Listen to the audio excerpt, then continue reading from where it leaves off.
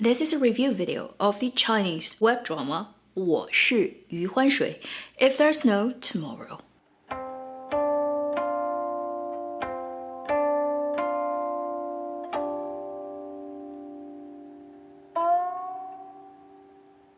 Hi, you're watching Avenue X, where Junkie on Good Storytelling shares her thoughts, knowledge, and occasional weird ideas on stories and how they're told. 我是余欢水 If There's No Tomorrow is a 12 episodes, very short, very concise web drama produced by Daylight Entertainment, 正午阳光, led by 郭京飞, Gao Lu, Miao Miao. The drama is based on a novel called If There Is No Tomorrow. These days, it's really rare to see a very short form drama happening in China because usually short forms means you don't earn much money from it. Still, every now and then we come across a short drama. It gets me really excited because first, I don't have to spend so much time watching it.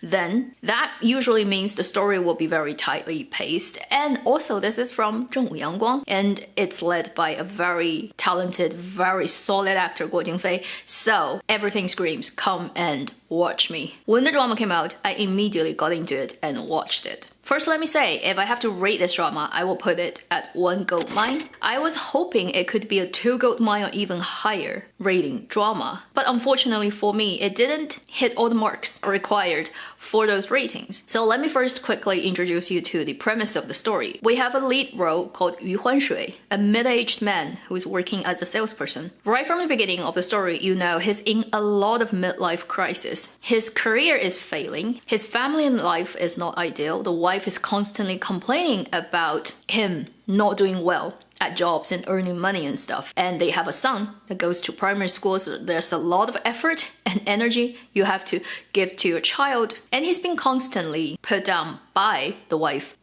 wife's family members at work. And he also has money issue. He lent his money to a good friend who hasn't paid back yet. And it also caused a very big family problem, resulting in his relationship with the wife being so strained that they're at the brink of divorce. And as if things can't get worse, he gets diagnosed with terminal cancer. So he lost all his hope for life and he started to think about what kind of crazy things he can do before he dies and what part of his body he can sell to get money so that when he dies, at least there's some money left for his son. And when the story gets to this point, it starts to get more and more ridiculous. He gets involved in some kind of conspiracy happening at his company. And he also accidentally does something on the street that gets captured on camera and sort of made him a hero. So this is a black comedy. Things are very, very over the top and they happen very quickly, one after another, pushing it further and further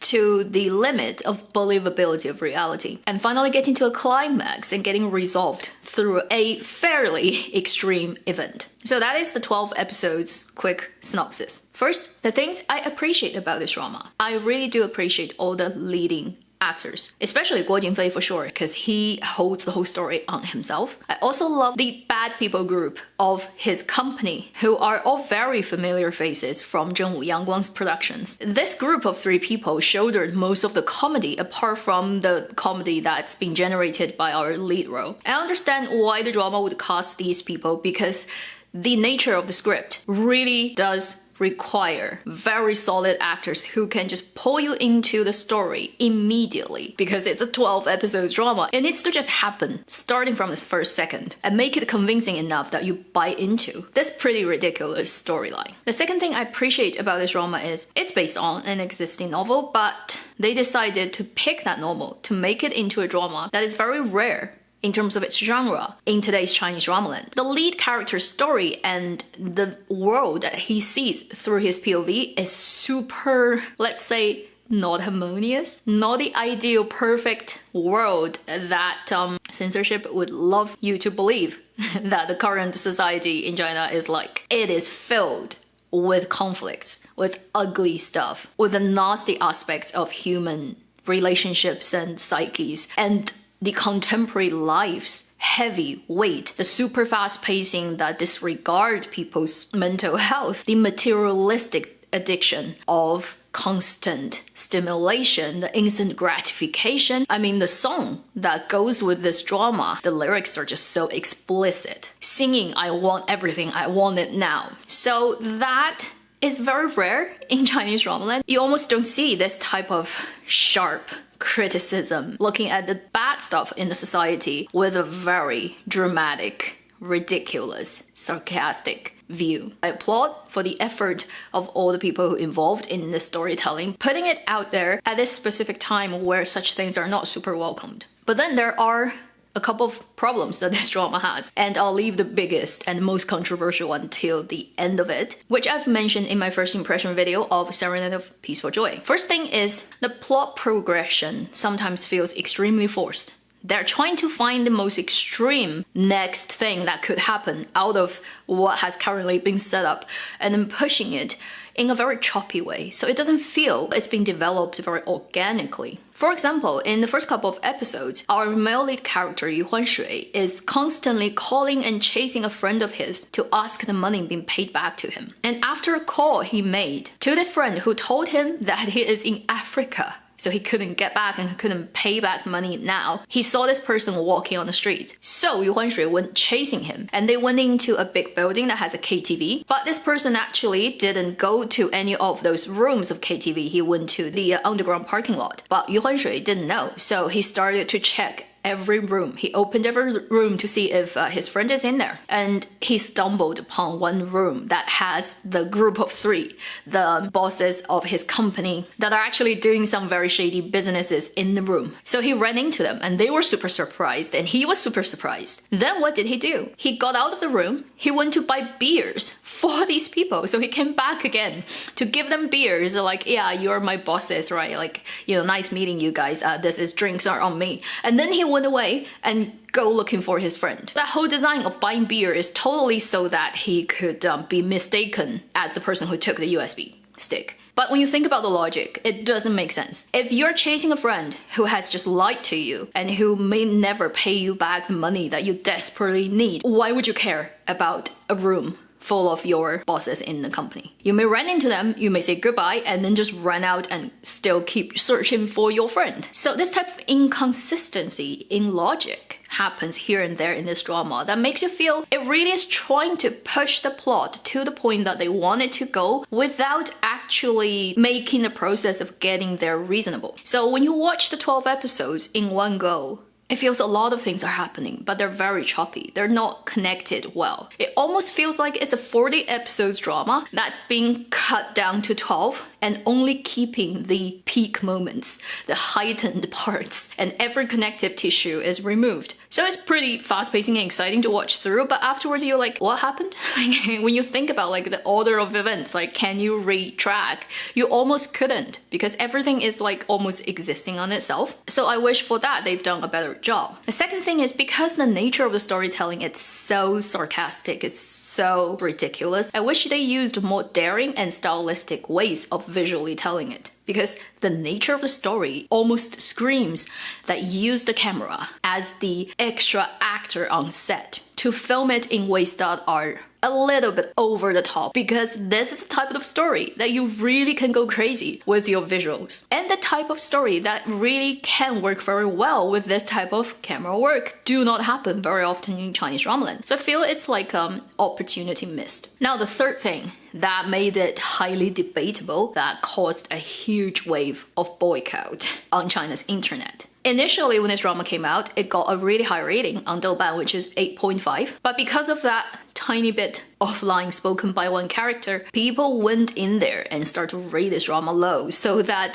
right now it's 7.4. They literally lowered it 1.1, which is a huge drop for a drama. And what happened is, towards the very end of this drama, I do have to talk about spoilers when I have to get to the last point, kind of unavoidable. So if you really don't want to listen to it, then you kind of can exit the video now. Yu Huanshui and his like not real girlfriend, some tourists, and the band of 3 bad people from his company all got kidnapped by this person who would sell them to human organ traffickers. The kidnapper, while he was waiting for the traffickers to pick up these people, were like, let's play a game. You each have to tell me a reason why I should release you. And the person who is most convincing I would let you go. So the woman of the Three Bad People band started to say, you should let me go because I'm a woman. I'm already at disadvantage. And then this kidnapper says, no, don't talk to me like that. Men and women are equal. And then he added a second half line, 你们天天哭着闹着要女权，我现在给你呀。So the translation would be,